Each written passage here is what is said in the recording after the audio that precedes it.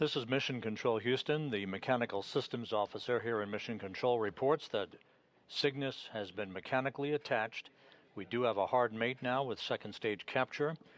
That coming at 9:10 a.m. Central Time, 10:10 a.m. Eastern Time, as the International Space Station and Cygnus flew just off the coast of Chile. So with that,